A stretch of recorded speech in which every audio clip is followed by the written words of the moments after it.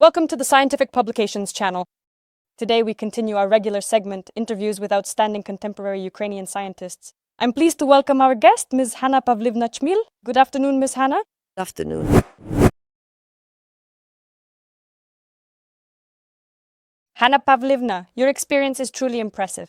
And so right away I have a question to start with. Why did you choose the film industry in particular? What interested you about it? Well, actually, in this life, you don't always get to choose. As a rule, life determines your path, and in principle, it inherently guides you to where you are meant to realize yourself. I actually graduated from the Faculty of Philosophy at Kyiv State University, named after Shevchenko in 1972. But even while I was still a student, I was already actively working and earning a living. I worked at the number 25 Construction Vocational School as the secretary of the Komsomol organization, which was a full-time position. That is to say, I really needed to earn money at the same time to provide for myself and financially support my own studies. And that's how I did it. And in fact, it would seem that after graduating from the Faculty of Philosophy, it was time to make a decision. I received an assignment to a higher educational institution. But once again, circumstances turned out in such a way that I got married, had a child, and basically stayed in Kyiv working as a teacher at the same vocational school. I was there for literally I taught there for half a year, and then I was elected secretary of the district Komsomol committee. And that's how I stayed in the Dnipro district.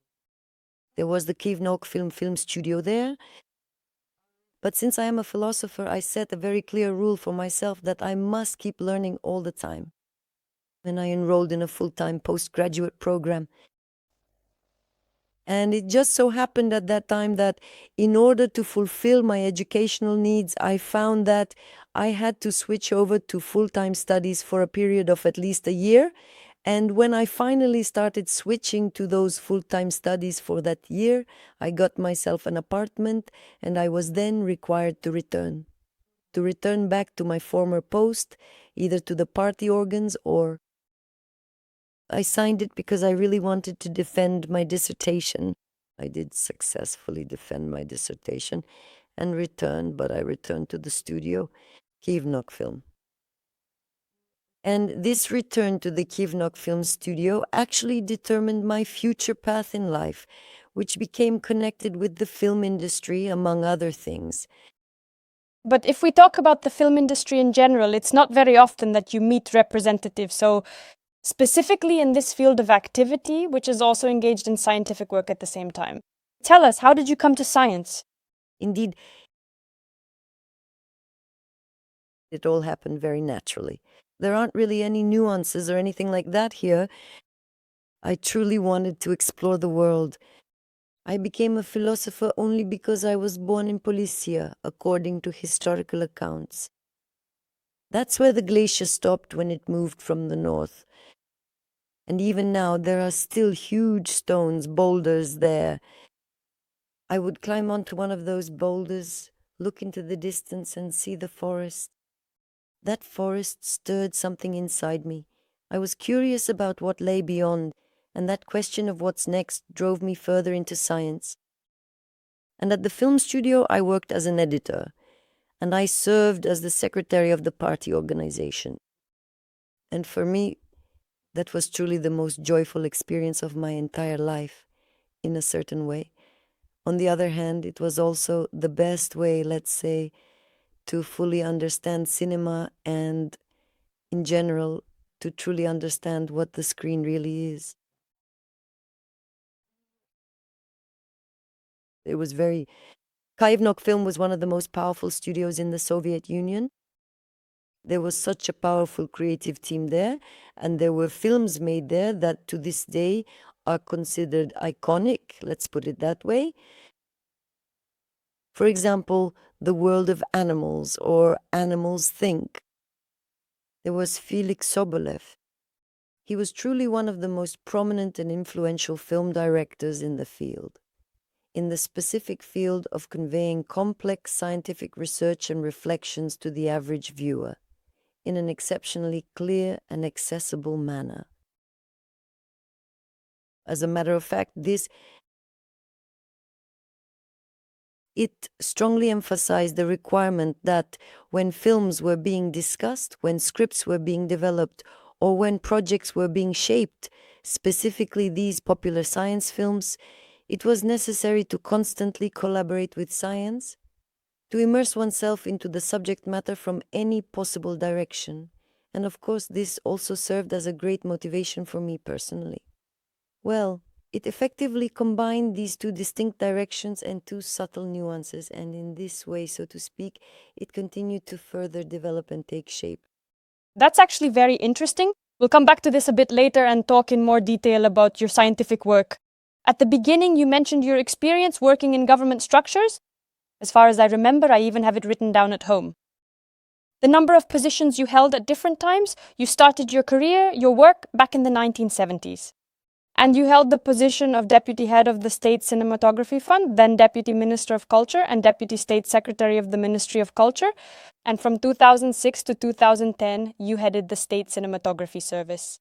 And here it gets interesting considering this list of yours, which is truly impressive because it's the kind of experience that many people would probably also like to have to share. So please tell us in more detail, what exactly was that experience like? What was it like? The experience was tremendous, truly. It was tremendous because when the fund was created, the State Cinematography Fund, it was headed by Yuri Herasimovich Ilyenko. He is one of the most renowned film directors. He is one of the most prominent figures in Ukrainian national cinematography. Yuri Herasimovich invited me to be his deputy. I knew Yuri Herasimovich from working at the film studio, and I also knew Leonid Mikhailovich Osika. He even baptized my daughter. So to a certain extent, this cinematographic circle was familiar to me. And working at the studio, the repeated interactions, well, when you work, you become visible, and people form an impression of you. And maybe whether you want it or not, or maybe you want people to form a certain impression of you.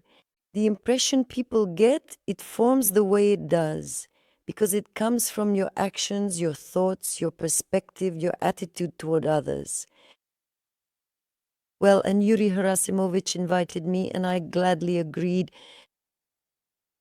But at that stage, it seemed to us that we would accomplish everything very quickly. We developed a very interesting program for the development of the film industry. First, we outlined concepts related to the legislative framework, the comprehensive law on cinematography, the law on intellectual property and copyright, and the law on the development of the film industry. What this means is that we established several strong and robust directions, specifically related to stimulating the development of cinema. But it was a truly difficult and uncertain time. It was a period when the Soviet Union finally collapsed, a time when Ukraine was bravely fighting for its independence. And that massive collapse that happened, it actually, on the one hand, Ukraine was certainly one of the most powerful nations in the region. Union republics, which in terms of intellectual capabilities and the level of industrial development and the entire economy, held leading positions. But then, on the other hand, these specific positions were deeply connected to the entire space. And when this entire space eventually broke apart, many difficult situations and complex problems arose, specifically related to the fact that all production simply stopped and there was none at all. There was no one to sell to. At that time, the cinema network was transferred to municipal ownership, but cinema is a powerful industry. It's not just production, it's also distribution and exhibition. It's also about the audience's desire to go. And if, for example, I give you these numbers that up until 1991, on average, every resident living in Ukraine went to the cinema approximately 13 times every year. The gross revenue from film screenings, not only Ukrainian or Soviet films, but also films from various other countries, reached a staggering total of more than 200 million. And at that time, the ruble and the dollar were practically equivalent in value. And the cinema network consisted of about 22,000 cinema installations. Of those, more than 1,000. These were cinema halls, movie theaters, as well as clubs and other venues. And it truly was a powerful industry, employing a large number of people. And if this entire network had been officially transferred over to municipal ownership, and in reality, if, on the one hand, film production and this flow had completely ground to a halt, and on the other hand, technologies related to sound were already rapidly beginning to emerge, and those cinemas abroad were fully equipped with Dolby systems, and accordingly films were being produced there using those very same advanced methods. Here it was.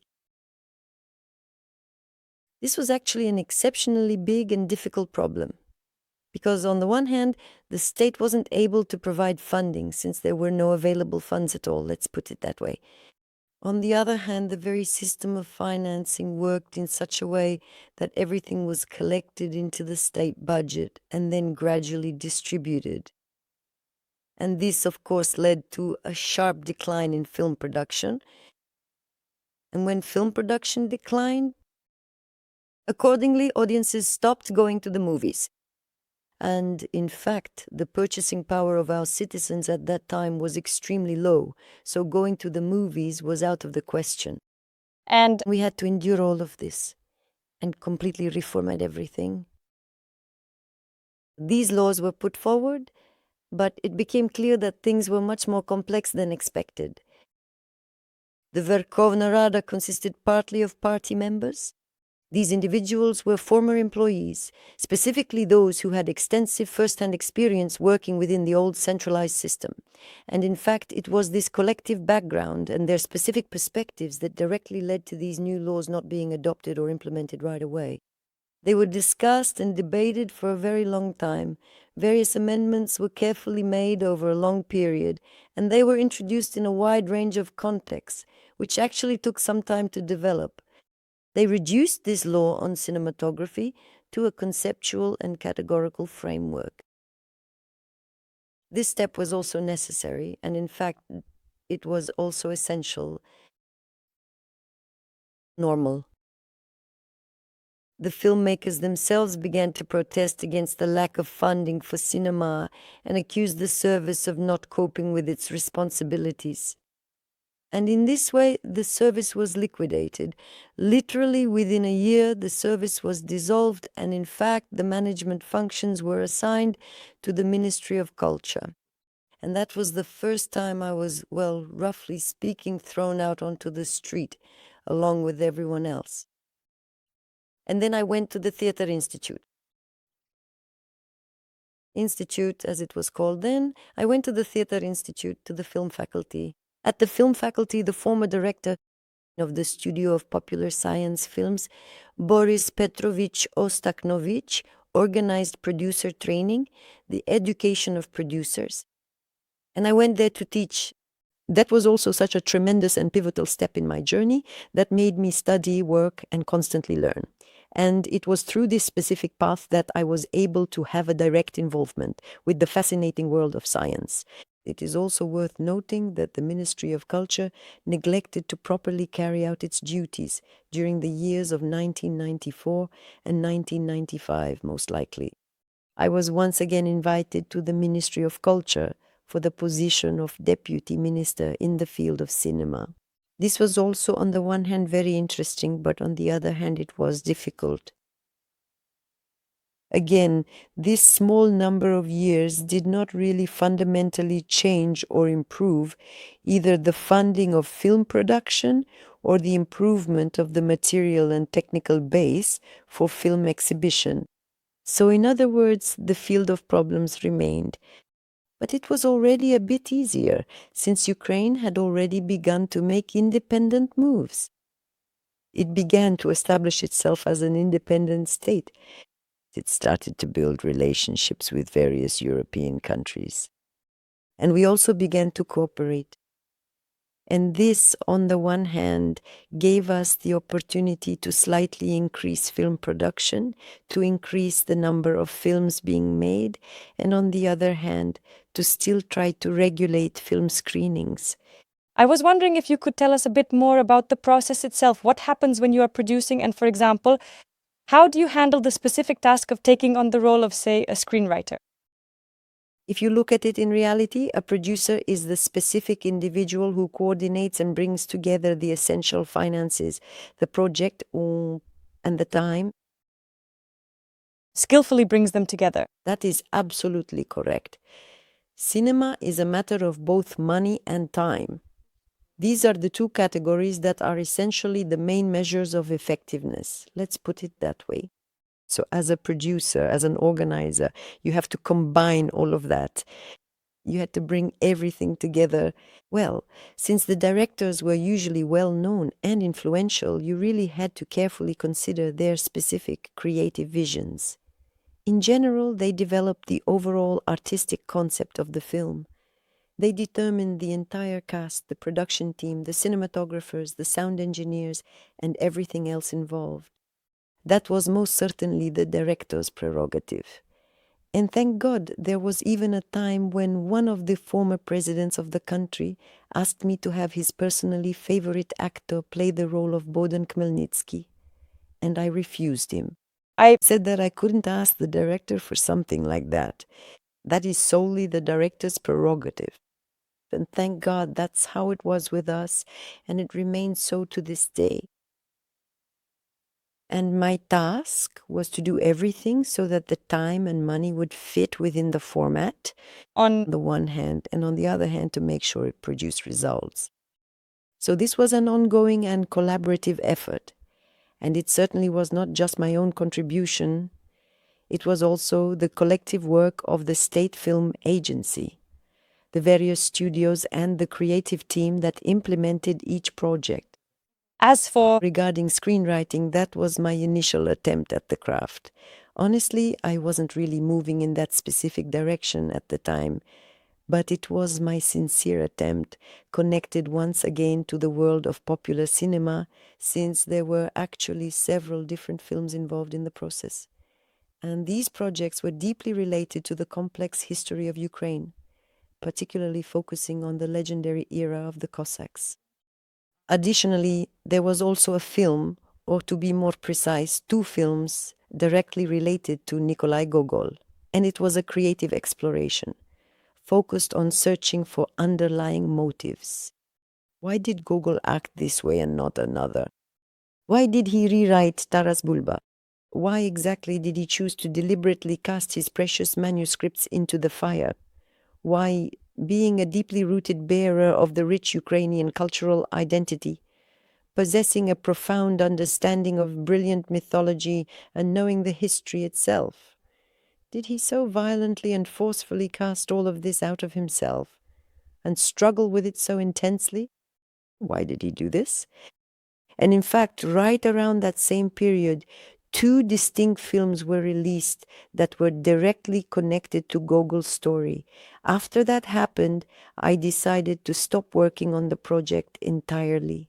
I came to the very clear realization that I simply do not have the necessary level of creative talent required to write these scripts. that's harsh. Actually, I am quite self-critical. I'm critical of myself. And when you keep coming back, it's always like, what did you do right and what did you do wrong? That's Important, a trait useful in anything. At times, it truly pains me to look back. I remember quite clearly how I did not always manage to handle everything exactly the way it should have been done. And moreover, there were always these constant conflicts related to how state funds were being distributed, even though we had an expert council in place. And with the limited amount of budget funds we had, it was simply impossible for us to afford those massive big budget films. That is why it was my own initiative, and I defended this right to make meaningful auteur films and provide support for the talented young people. And to a certain extent, this gave us the opportunity to exist on the international stage. That is, through these auteur films and by supporting young people, we were able to participate in international film festivals. We actively participated in nearly every one of the major international film festivals. We did not always win the top prize there, but simply being there and the screening of our product was a victory in itself. Contributed. It gives us a solid foundation and reason to feel like a cinematographic nation. Moreover, together with the Kyiv Mohila Academy, we even launched the publication of the magazine Kino Theater. This work continues to be published to this day because, after all, it was essential to look at what was happening on the screen also, so to speak, through the medium of written text. And this also made it possible to fully comprehend, to delve much deeper into the creative process, to understand, to establish connections, and in this way to influence and shape both the film production program and the development of the film industry. And if we talk about various film genres, which ones do you personally enjoy working with the most? For example, fiction or documentary, or do you not have any, let's say, specific preferences? To be honest with you, I can really only speak about the specific things that I personally enjoy or find less appealing. However, the distinct formats of documentary films, educational popular science films, and fiction films all possess their very own distinct specifics and truly unique features. Well, first of all, documentary and popular science films are usually short films. If it's feature length, then it's about an hour long. And fiction films are a different matter altogether. That's an entirely distinct and separate budget, completely different stories, and entirely unique methods of actually bringing those narratives to life. On the other hand, fiction is definitely something that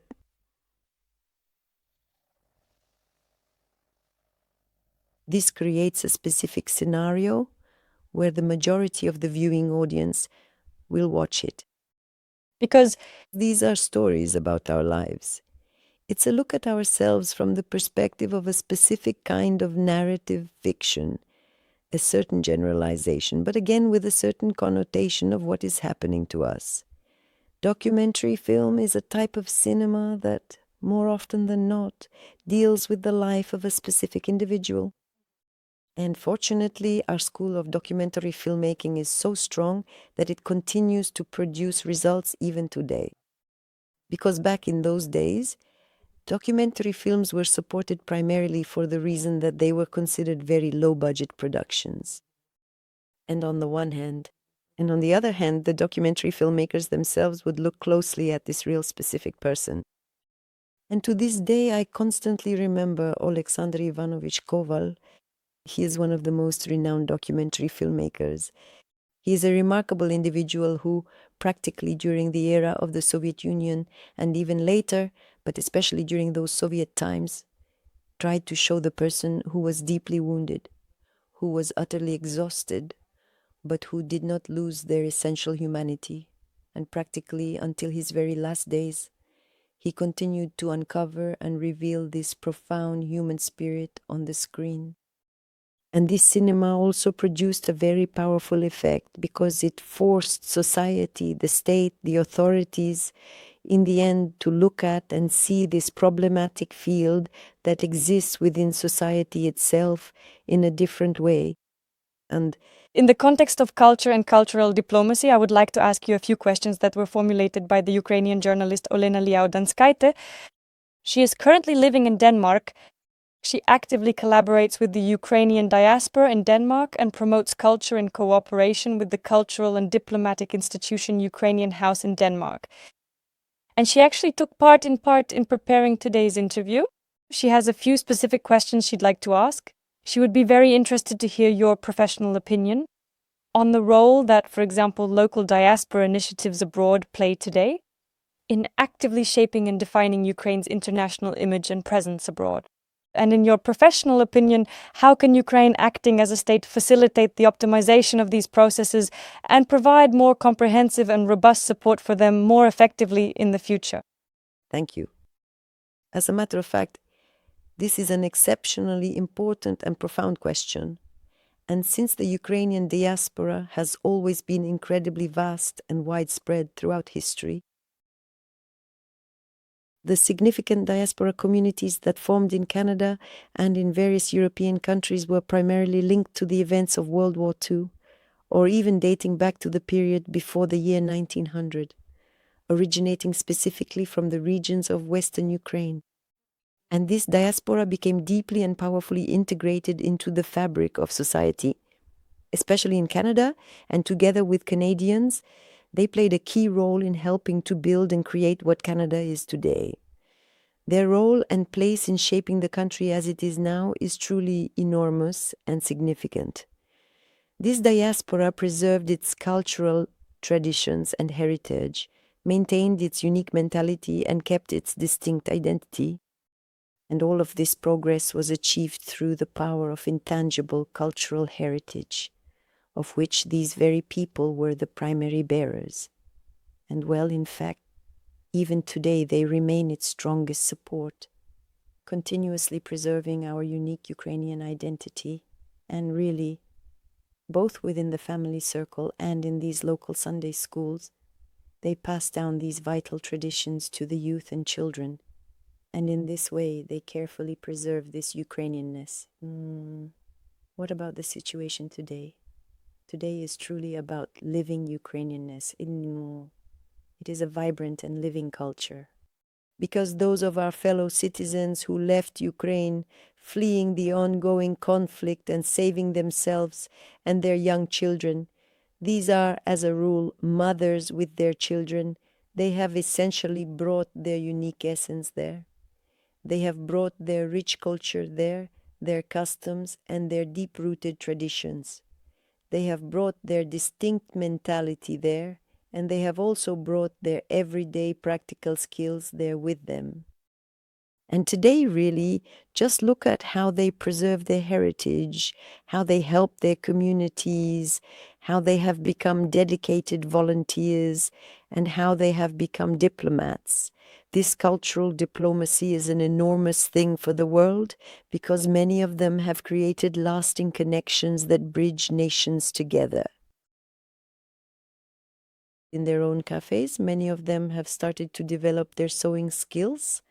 This includes the ability to weave, the ability to paint Easter eggs, to embroider these traditional shirts, and so on. And they have essentially brought this vibrant and living cultural heritage there with them. In addition to this, as they constantly evolve and adapt to the diverse new conditions, while carefully accepting and taking into account the specific situation they find themselves in, they continue to remain deeply united and connected as a community. Simultaneously, they cultivate this cultural diplomacy and Ukrainian identity there. They nurture it, they proudly showcase it to the world, and they actively inform others about it. They organize a variety of evening gatherings and many different cultural events, and this is something that is very powerful, deeply moving, and truly admirable. I understand the lady who is asking the question, because relying solely on enthusiasm and desire is not always enough to, let's say, effectively make use of this national potential. So, in my personal opinion, where exactly are we currently falling short of our goals? Today, in fact, on the one hand, we are a nation that is currently engaged in a significant war. And we are fortunate to receive a lot of help through various grants from many different foundations, including those specifically focused on the protection of cultural heritage, tangible material heritage, and in various contexts related to ensuring that all of this is thoroughly documented across Ukraine, meaning we must determine and calculate these damages and everything else. But we also need to stimulate and offer support and assistance abroad in exactly the same way. And what should the state do in this regard? The state here should be responsible for addressing several key areas, which are related primarily to the sharing of information, and secondly, to providing support to those individuals who have actually taken on this organizational component and are managing the organization. Well, it is much like the lady who asked earlier.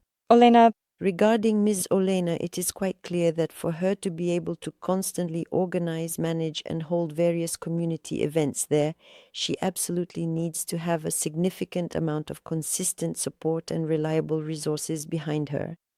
It truly seems to me personally that in this day and age, such an institution as the National Cultural Fund should consider introducing in its section entirely new and distinct projects, or perhaps a very specific strategic direction dedicated specifically to supporting our institutions, or let's say our diplomats and our fellow citizens living abroad, in order to facilitate their participation and make their efforts significantly more effective and impactful overall.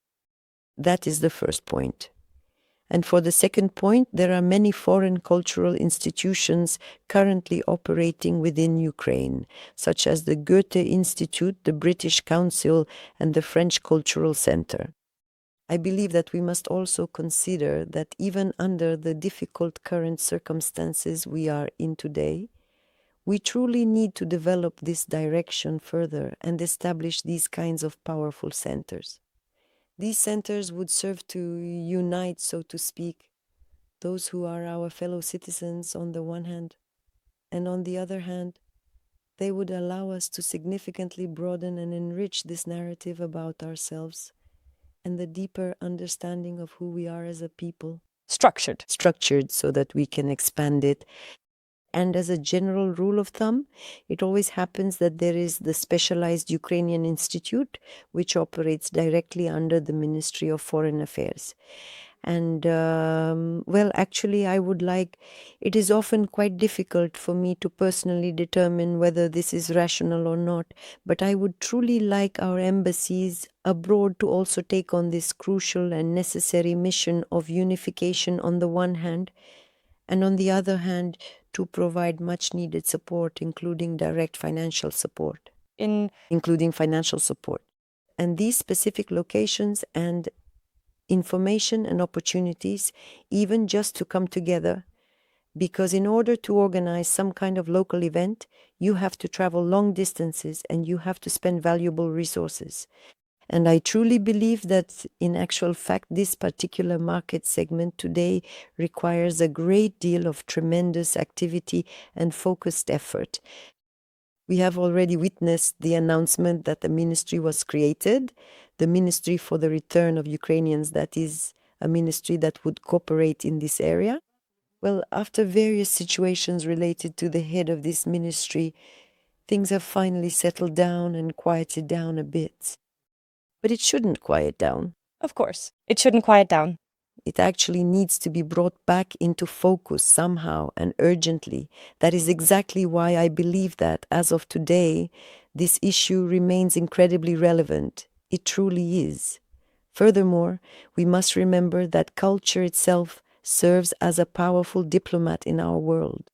It is, in fact, the fundamental cornerstone that both sets certain individuals apart from their peers on the one hand, and on the other hand, illustrates the intricate process of how a person becomes humanized within this cultural space, and what serves as the true measure of this humanity. Because today we are confronted with a deeply complex paradox, the essence of which is that it seems that everyone is talking about Russian culture, referring to the frequently mentioned and so-called Great Russian culture. But how exactly did this so-called Great Russian culture allow such an act of truly colossal barbarism to happen? And this serves as a practical demonstration that even if that culture exists somewhere within literary texts or various other records, how does it truly relate to those people who have come here today with the intent to kill us, and who today, in fact, display the fundamental and defining characteristic traits of a barbarian, rather than those of a human being. Such crimes, frankly, yes, yes. It's a crime. Well, indeed, once Miroslav Volodymyr Shpopovich, the former director of the Institute of Philosophy, at one time began to distinguish this difference between cultures, the understanding of cultures. And he reached the profound conclusion that if a culture is found to be lacking a fundamental moral core, and this specific distinction is precisely what occurs between Russian and Ukrainian cultures, that Russian culture, in fact, effectively levels everything out into a state of uniformity. Everything produced by a human is considered culture, and it equates both the one who commits the crime and the one against whom the crime is committed. It almost feels as though this distinction doesn't exist. In the specific case we are looking at, culture has a moral core, And this is the most significant and defining characteristic feature, as well as the fundamental method of clear distinction. It is for this very reason that it is essential for us to discuss this in detail. And in principle, the world is already talking about this because, well, practically the entire nation has become an army. Of course, we have many intricate nuances. We have many betrayals. And we have many other complex things as well. But nevertheless, overall, today we are demonstrating absolutely extraordinary human qualities and truly immense human potential. And in my opinion, this is the richest asset we possess. So what exactly do we have before us today? And the humanities, if we return once more to the broader topic of science, have an incredibly profound and far-reaching significance. In my professional experience, I quite frequently encounter various situations where, when we are in the process of shaping the specific topics of fundamental research, exploring this or that complex problematic field in the humanities, and accordingly extrapolating this into comprehensive exhibitions, academic studies, or detailed scholarly monographs. People always seem to demand very specific results. What did you change? And what did you change? And often it's very difficult to translate these specifics into numbers, but I sing an ode to the humanities in that today our people are the way they are. Today they embody this very essence of our shared humanity, and this is also the merit and contribution of the humanities. And at this point, I would like to suggest that we make a smooth and gradual transition back to the topic of science after all. Furthermore, I feel it is important to mention that you also talked about your teaching activities and that you are very deeply and actively involved in the process of training young specialists. And I'm deeply curious and interested to know, how do you think the younger generation's acceptance of cinema has evolved and shifted over the years?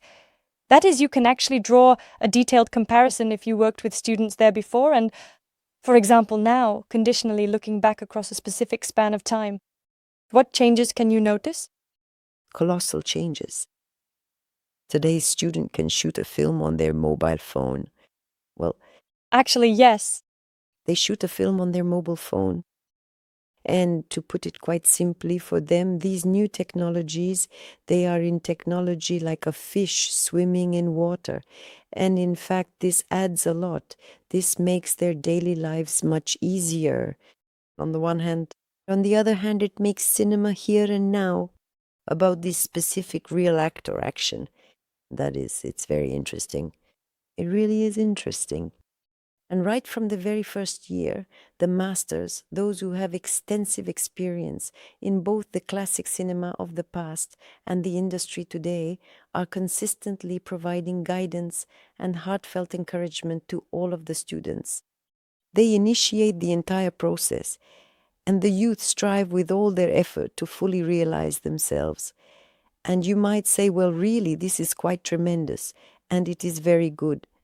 It truly is tremendous and good because on the one hand, we are seamlessly integrating ourselves into the general context, the global context of the development of the film industry and of this specific field of academic education. On the other hand, we have our own uniqueness because after all, this is our worldview, our way of engaging with the world, our way of reflecting this world. In other words, these are our national characteristics. And they are interesting to the world, because just as we find the world interesting with its national characteristics, so too are we interesting to the world. And young people today do this quickly. Sometimes I look at them and think, my God, how wonderful, how fast. I wouldn't have thought of something like that anymore. Well, honestly. So on the one hand, we still really need to see who is teaching whom here.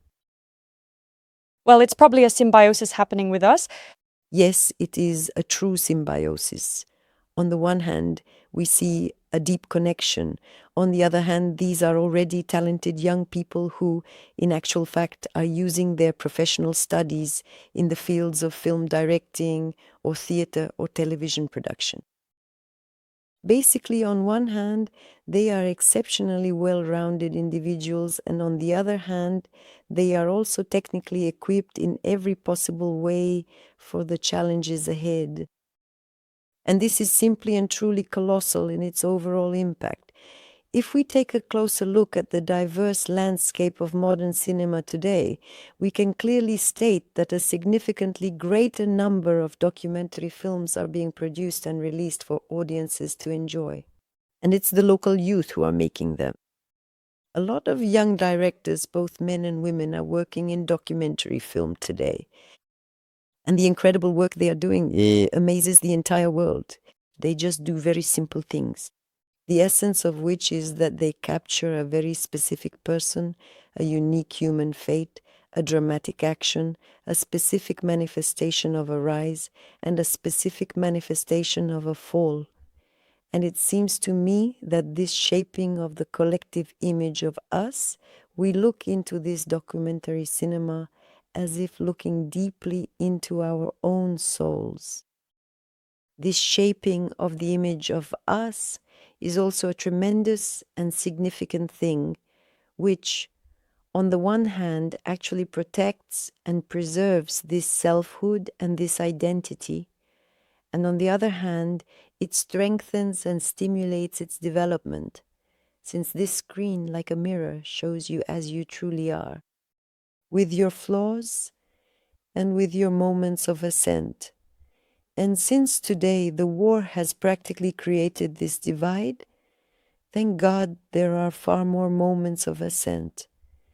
That is why I support cinema. I support the youth, because I believe there is a future ahead of us. But if we talk, for example, about their research activities, postgraduates, doctoral students, master's students, what do you think are the topics they most often choose for their research nowadays? What interests them the most?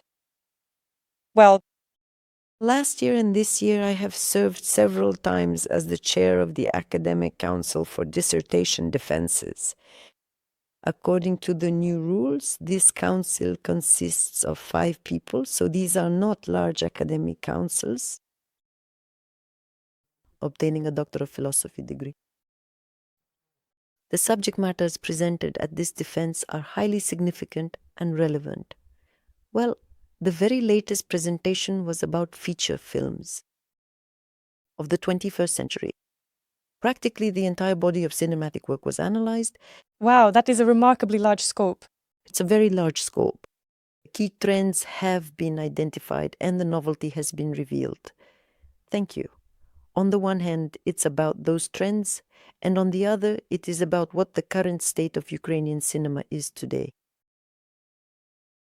A comprehensive comparative analysis was conducted with other countries, and an exceptionally extensive source base was used. Honestly, I'm glad, because today's generation of young scholars are people who know other languages, foreign languages. And with these technologies and with all of this is absolutely tremendous and significant, because they have unrestricted and direct access to the new scientific knowledge that currently exists abroad, particularly in countries like England or America. We also actively seek to make use of this valuable information. And somehow this parity, on the one hand, to establish, and on the other hand, to evaluate your own achievements in the context of others' work, to assess your own contributions as well. And in this specific context, young people are absolutely and incredibly fascinating. Well, in the field of film studies and a wide variety of modern screen technologies in particular, they are certainly not lagging behind or inferior in terms of their awareness, analytical skills, or the ability to distinguish key elements, emerging trends, complex patterns, and future directions. So I am glad about this. Another matter is this: whether these young people who, after graduating from a higher educational institution, for example, in the field of cinematography, and even successfully completing a doctoral dissertation, will they actually choose to stay in the field? Today we have a huge problem with young scientists, and the state has already started to encourage various grants. And when you apply for these grants, you must definitely account for the presence of young scientists, and they should also participate in this grant. Even this kind of approach provides some incentive. But the salary that exists today does not provide any incentive at all. Given the immense amount of effort a dedicated young individual puts into learning and even defending their dissertation, they will certainly find many other ways to achieve their full potential and find fulfillment. Even in the same digital space, they can succeed according to their specialized professional expertise and their scientific background. And The shortage will still persist. Of staff, this problem remains. Absolutely. And if, for example, we talk about, like you said, what? For a young modern scientist, it is essential to know English in order to advance in their career. And how, for example, can a young scientist have a meaningful impact on, say, the formation of legislation? And returning to what you talked about at the very beginning, yes, about how you influenced the formation of legislation and the adoption of new laws. So, how, for example, nowadays the younger generation of researchers are very full of ideas and inspiration, striving for change and to do everything possible for the well-being of Ukraine? How, for example, could an ordinary young scientist do this? Well, if we are being honest, what we have here is a colossal potential intellectual resource that is hardly being utilized by the state today. We must admit that the current initiative for lawmaking essentially bypasses this important scientific context entirely. Instead, the primary initiative for creating new laws belongs almost exclusively to certain administrative structures and specific entities that often operate independently of scientific research. Well, it's definitely not. Well, I know more about how scientists, for example, can somehow influence things with their research, so to speak. Is that even possible? it's possible. It's possible, right? A literally real concrete example. At the Institute of Cultural Studies, we are engaged in, at least topics of fundamental research. One was related to tangible cultural heritage, and the other to intangible cultural heritage. And we have the esteemed Doctor of Philosophical Sciences, Yevhen Prichepi. He is truly a phenomenal person. At one time, he actually collected over 400 traditional embroidered towels from the Podillia region, and together with his wife, generously donated them to the Ivan Honchar Museum. And now they are carefully preserved and actively promoted there. But at the same time, he began to study the ornamentation on these towels and on embroidered shirts. And he meticulously developed an all-encompassing cosmology of worldview, a whole biophilosophy that was deeply interconnected with the perception of the world and the cosmos. And in fact, these are his scientific contributions. And we also have those individuals who engage directly with the intangible. In this context, they are connected with the very core of essence, with various spiritual manifestations and so on. And we reach the point where we formally initiated the process. And some of our dedicated scientific research staff are directly involved in drafting the law on the protection of intangible cultural heritage. And today, this law exists. It is already in its initial version, it is being discussed, and various contexts are being added to it. Our second initiative is the topic of a fundamental research project which I lead, and it concerns cultural rights as an anthropological phenomenon of the 21st century. In fact, what truly prompted me to take up this specific topic, and I really must say thank you for the opportunity, was the deeply troubling situation related to the ongoing war. When the captured Russian soldiers were finally allowed to speak with their families back home, there was one particular young guy who was permitted to call his mother, and the conversation that followed was incredibly revealing. And he explains to her, "Mom, this is a real war here. Innocent people are being killed, and I beg you, get me out of here." Mom, very calmly, she turns to him and says, "My dear son, but on the television they are showing us something entirely different. Yeah, I think I actually heard about this story. On our TV, they show something different." And then I started, actually, it really struck me, since I work in screen technologies, in screen culture, and I understand what influences what different aspects of the complex interaction between the creative producer, the artistic value, the intended viewer, and the consumer. But this just serves as a starting point. Left me feeling completely stuck at such a dead end.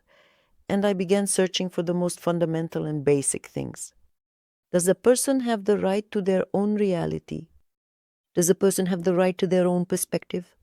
I started deeply investigating the field of science, and I discovered and identified all these nuances. But they are not necessarily connected or linked to cultural rights. Today, culture is at the center of everything. Nowadays, anything social, economic, psychological, or ideological manifests itself only through culture. It is the foundation of this base and the segment that, in fact, as if it serves as this unifying context on the one hand and on the other as a defining one. And when I started again to research what exactly this cultural right is, how it is defined by the UN, by UNESCO, in all these contexts and in the Constitution, it turned out that in principle, yes, it belongs to the fundamental rights, but the world is changing and we are changing too. And the very situation of development is also changing.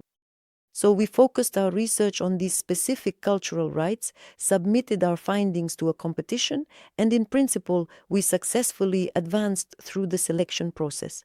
From this year, we are already commencing a much more comprehensive and in-depth study of this subject.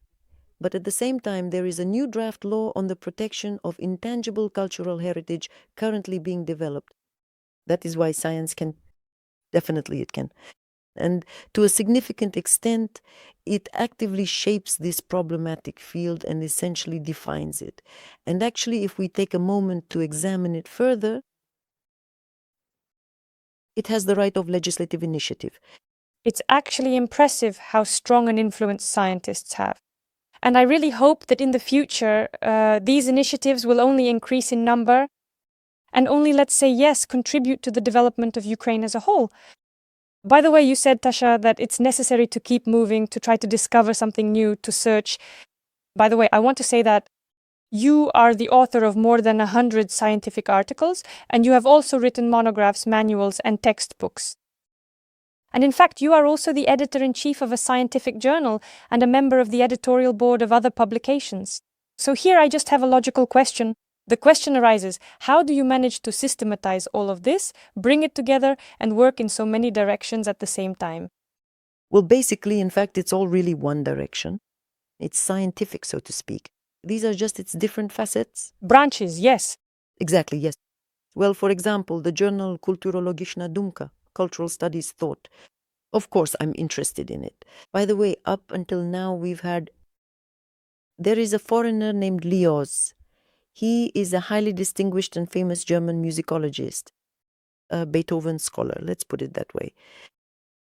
Right now, we are actively undergoing a comprehensive reaccreditation process, and we are changing these nuances. We will also have a different person heading the editorial board there to manage the transition. But as a member of the board, or rather the editorial board, I try to read through all the articles. I really do try my best, almost as if it were real, within this specific context, to greatly simplify my path to a full understanding. Because an article is, as a rule, something already generalized and defined within a topic. And it is often quite enough just to look at the abstract, the statement of the underlying problem, and the general exposition. And all the rest is enough to understand exactly what is happening in a particular area of this or that artistic movement. On the one hand, whether it's from a cultural studies perspective, and on the other hand, well, you also have to look at the literature, you also have to look at what you don't know, because the humanities are a constant movement, a constant process. So yes, you kind of jump around, if you'll pardon the expression. But you mentioned the humanities. How important is it overall? You've already touched on this topic before, actually, the topic of the humanities. How important is it, for example, for publications in this field to be represented in international databases, in journals that are indexed there? What impact can this have? Especially when we talk about the context of Ukraine, how important is it, for example, for topics related to Ukraine in the humanities field to be published in international databases? Well, actually, on the one hand, this is a colossal problem for us. Looking at it from another angle, it is a truly remarkable opportunity. This is because in the current landscape at the legislative level, we are now legally mandated and obligated to participate in actively sharing and disseminating our scientific developments within various international scientific databases. And recently, the Ministry of Education conducted a comprehensive evaluation of all higher education institutions, as well as scientific and research institutions, encompassing all fields of the Academy of Sciences and the regional academies. And in fact, among the comprehensive evaluation criteria was the specific context related to how you participate in actively sharing and disseminating your scientific knowledge, research findings, and academic achievements through publication in prestigious international scientific journals. And this was one of the criteria. And it's not that simple. It is truly important to do this because an international journal has its own specific rules. And a lot of these international journals that are indexed in Scopus and Web of Science, they are frequently excluded from there. This is because they start violating professional ethics. If you are not aware of this, you might find yourself ending up there, well, completely by accident. You might sort of like in a... You could also end up in a predatory journal. And actually, well, you could get kicked out of there. And that's really, well, really painful on the one hand. And when looking at it from the other side, well, again, it makes you carefully look for the established rules of the game and consistently follow and abide by those rules. And according to the conditions of a particular journal, you have to format your scientific work accordingly. And if you ask, so how is preparing an article different here in our journal and there? It's different, very different, significantly, right? Significantly. Because there you have to present, propose a topic, clearly define its scope, and thoroughly demonstrate it. You must conduct a comparative analysis related to its study to show your own unique contribution and your own original work in this research, to demonstrate and record what exactly new you are adding, or at least what is it that you are specifically contributing there. To this existing context, what your contribution is and how this contribution actually adds to the context of scientific knowledge in a particular topic. I'm not even talking about the meticulousness of these scientific styles, the definition of the literature. I'm not even talking about the fundamental concept of authorial responsibility, and the overall reliability of the author's own published academic texts, conclusions, and references. In reality, this is much more complicated than it appears, because in the end, you can analyze the literature, conduct an analysis, define the problem, and, draw conclusions that, as they say, stem only from this context and not from some broader global one. And that's it. That's why this is a problem for us. I'll be honest with you, this is a problem for us. It's simply a problem. And if you ask, so how do you format this specific topic there? And what is of particular interest in that area? Well, in reality, it's hard to single out a topic that is of interest. But due to the war, a problematic field has emerged that is currently characteristic for us in the humanities, on the one hand, and one that interests foreigners as well. Well, these are problems related to, with human resilience, we must address the challenges related to historical preservation, the complex problems connected to how we, roughly speaking, deal with our cultural heritage, the issues concerning our collective sense of identity, our shared mentality, and the multifaceted problems related to building long-term resilience in a changing world. In other words, there are many such contexts, which is actually something that we see today. This will give us the necessary grounds, which will enable us to enter this scientific space of Scopus and web of science. That is to say, room to expand. There is room to expand. And it's not, as they say, a quick or easy process. But nevertheless, this reciprocal movement has certainly already started to happen. This does not mean that it is easier for us, not at all. Every place has its own difficulties. But even so, at least now there is a growing amount of interest. So, what is there to say about the difficulties? For those just starting out in their scientific careers, what advice would you give to young scientists who are feeling confused about where to go and what to do? They're not that bewildered anymore, only a tiny bit. More structured. Moreover, I find it appealing. Their attitude is connected to the fact that if they've already learned something, then for them it becomes central. It's central, and they try to impose this central idea on you as well. They assert it, and they fight for it. And this is actually a tremendous thing. Yes. Because I always have doubts, tremendous, lingering doubts, and anything written, any spoken word, it just doesn't leave you like, so what and what then? So you just keep wondering. That is, I tend to take a somewhat more critical approach to this, although I understand that it is a gradual process, and in this process it accumulates, then suddenly pours out into a result, and that's normal. Young people today are much more progressive, more like that. For example, even if you check there for plagiarism, for similarity, and when today's, so to speak, these programs that check for similarity, on the one hand, there are many of them, and they are not perfect. And basically, you can't rely on the fact that if it says you have 90% similarity, that it's actually the case. Here, there are false positive results, yes. But they are learning to get around this. They are learning to bypass it as well. That is, without violating anything, because we already have a law that has been passed. Yes, about academic integrity. And there are already very colossal bylaws, which, in fact, if I looked, there are no such laws in Europe yet. We are the first, but perhaps we should start something.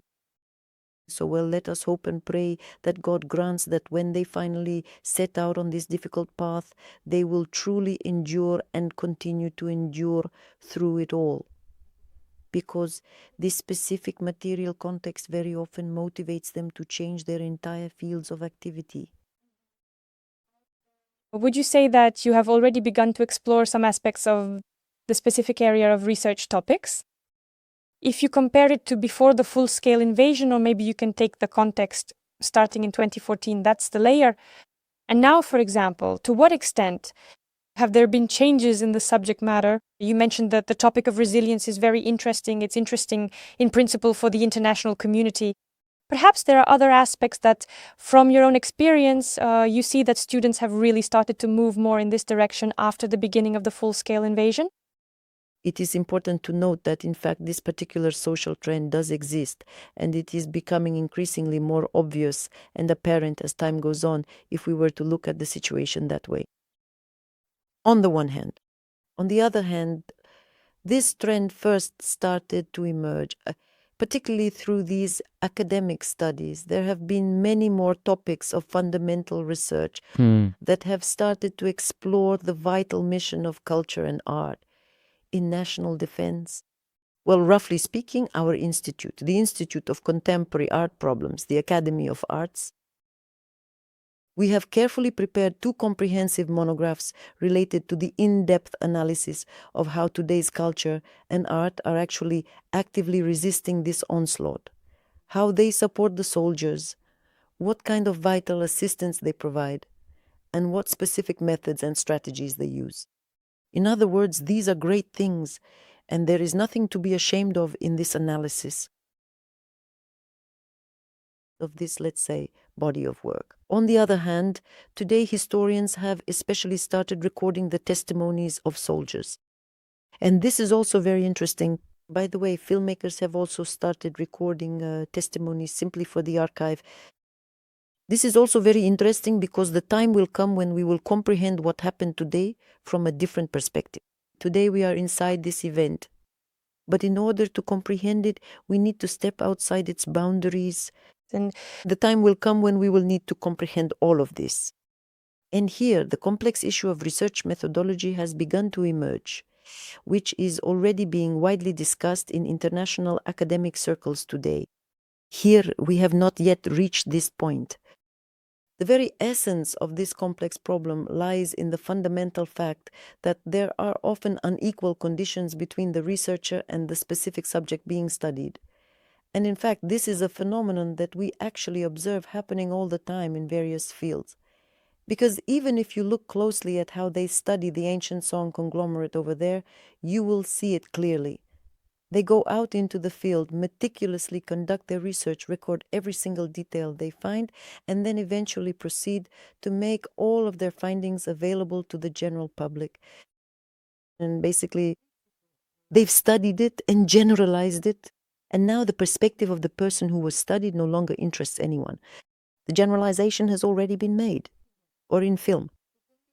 This, in fact, is a colossal problem, because today, and again, I return to the prayer for Hetman Mazepa, this represents such a significant Rubicon. It is not only a Rubicon in a purely artistic context, but a Rubicon deeply connected with the very attitude towards the film itself, involving the fundamental right either to condemn it or to admire it. In fact, it is important to note that this film was condemned in many different historical and social contexts. Condemned as non-normative from an artistic and aesthetic point of view, condemned as non-normative from the perspective of understanding, and condemned as non-normative in various other ways. From the point of view of history, so there are various connotations there. And even this specific type of academic monograph, which consists of texts, the thing that truly causes me the most pain, written by distinguished philosophers, professional psychologists, and sociologists who shared their personal perspectives and attitudes toward this film at the House of Cinema. And this thorough and detailed discussion actually revealed this incredibly significant and complex problem related to the fundamental right of the person being judged to defend themselves and to have their own position fully heard and understood.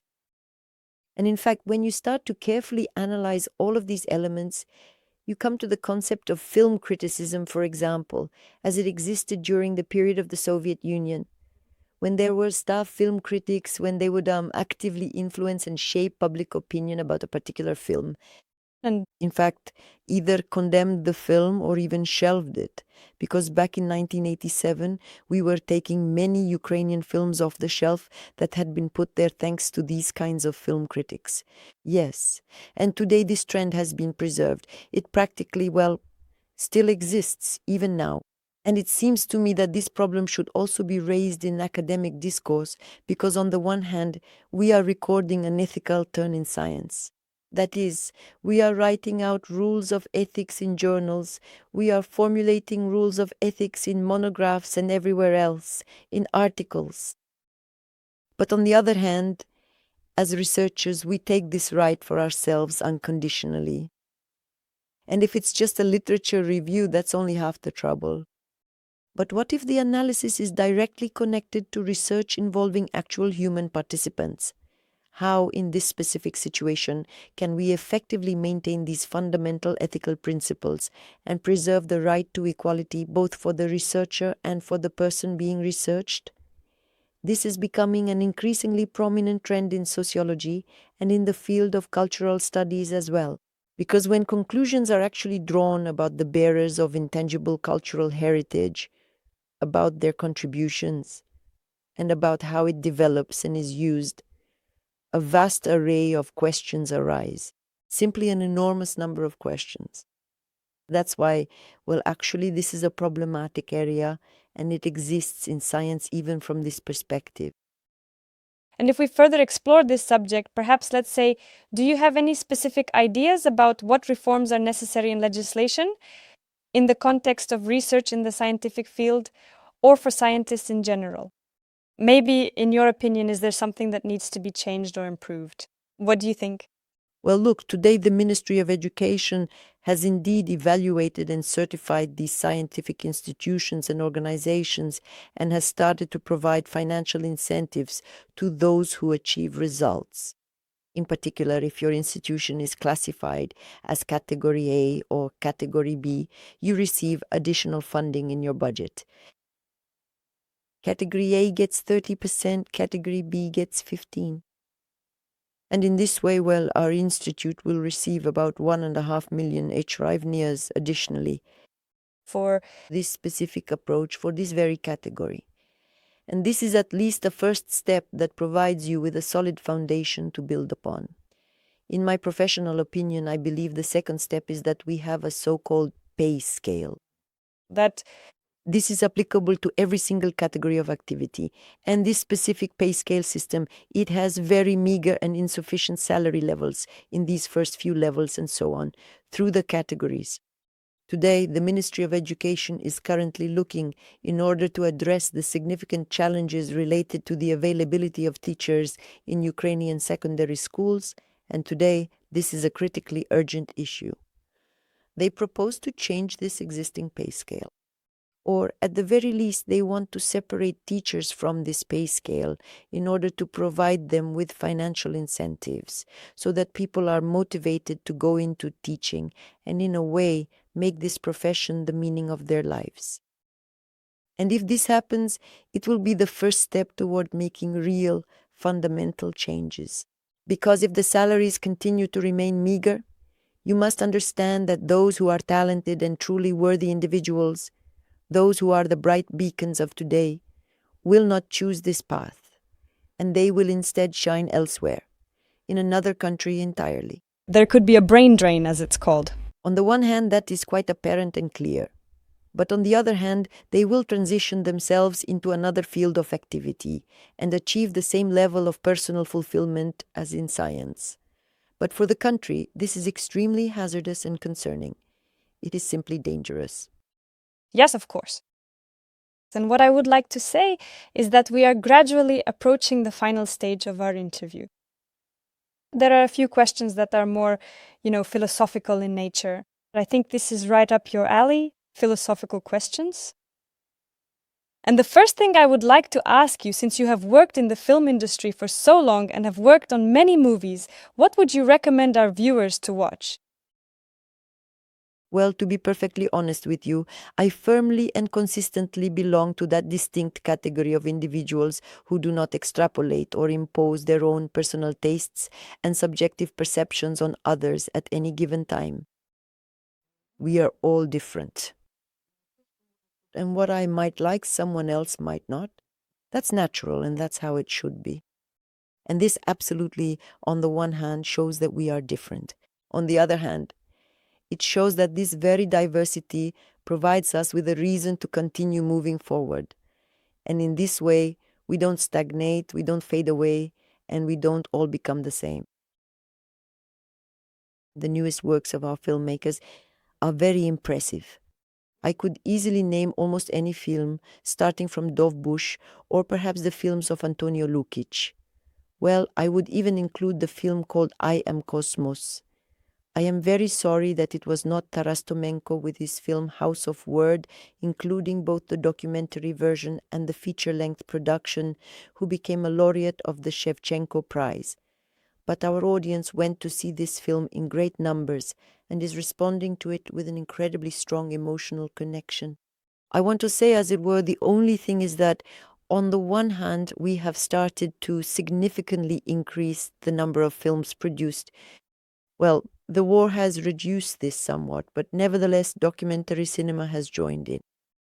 Looking at it from another perspective, we have seen a significant and very sharp increase in the total gross revenues from the theatrical screenings and public exhibitions of Ukrainian films.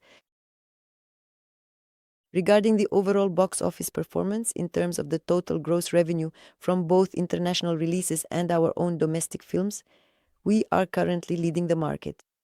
Starting, for example, with Dovbush with Mavka. It's simply colossal.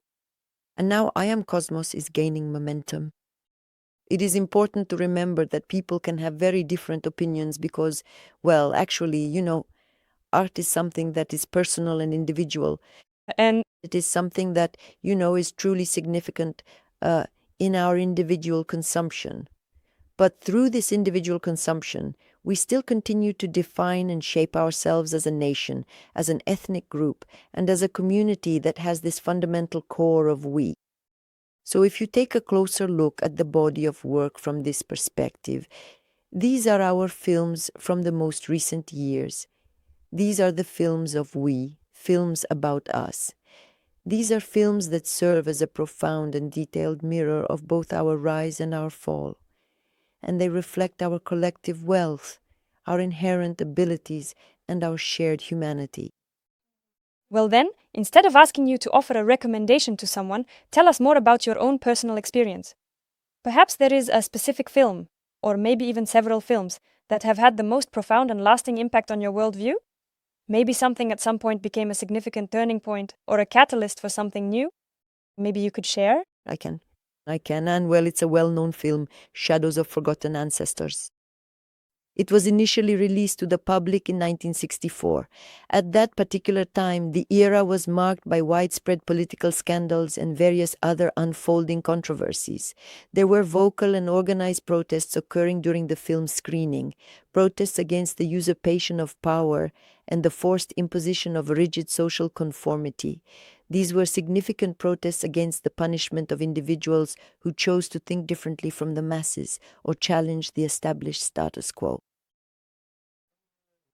At that time, I was still in school, but in 1967, I finally entered university, and, well, somehow word about the movie started to leak out, and I was really eager to get a chance to see that film, but it was practically impossible to see it.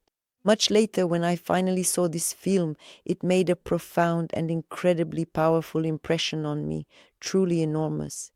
And it became, in a way, a kind of complex matrix that prompted me to a certain deep decoding of its themes on the one hand, a certain detailed reconstruction, a certain thorough comparison with my own personal experience, a certain comparison with my specific way of life and my unique way of understanding the world, and with all the intricate ritualism present in this film, and with the deep meanings that are encoded there, and what the white sheep represents in its purity, and what the black sheep represents in its contrast.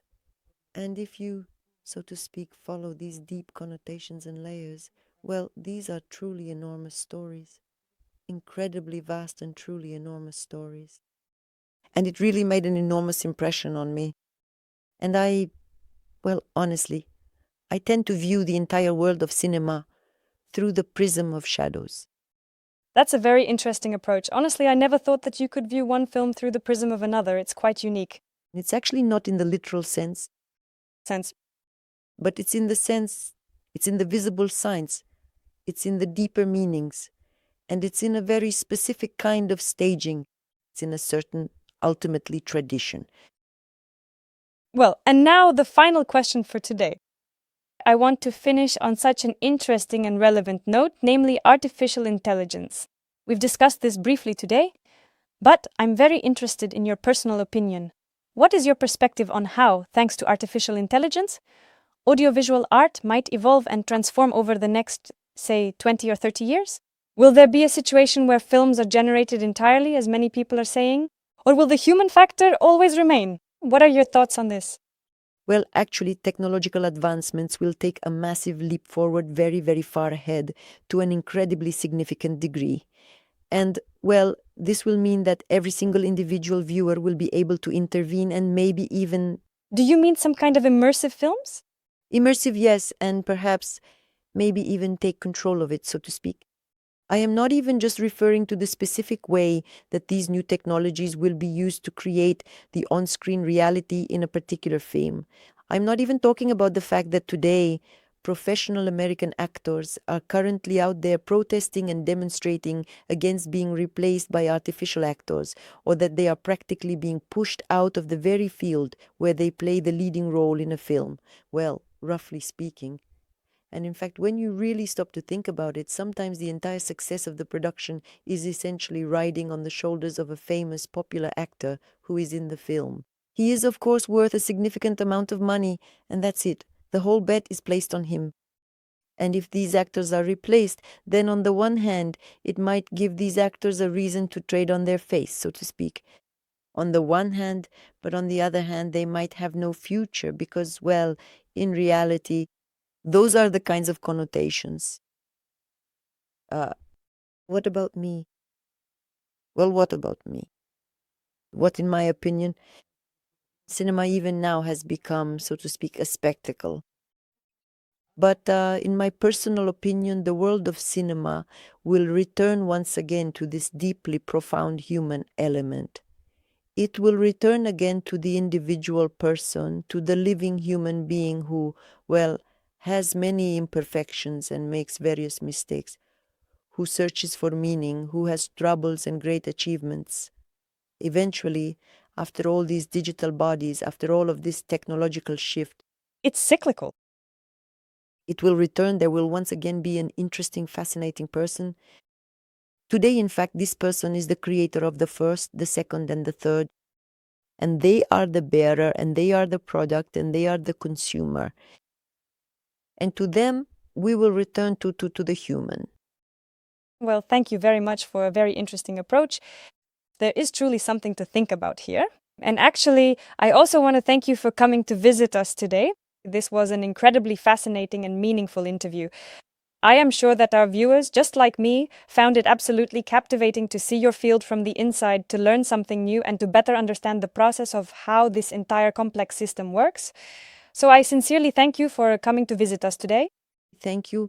And please don't judge, because I am, well, actually, I am a real person, a person who has all sorts of complex nuances, both positive and sometimes, well, difficult ones too. And films, as you said, yes, they show real people. That is absolutely correct. So I can't say that today I am like perfect, but well, I am still alive.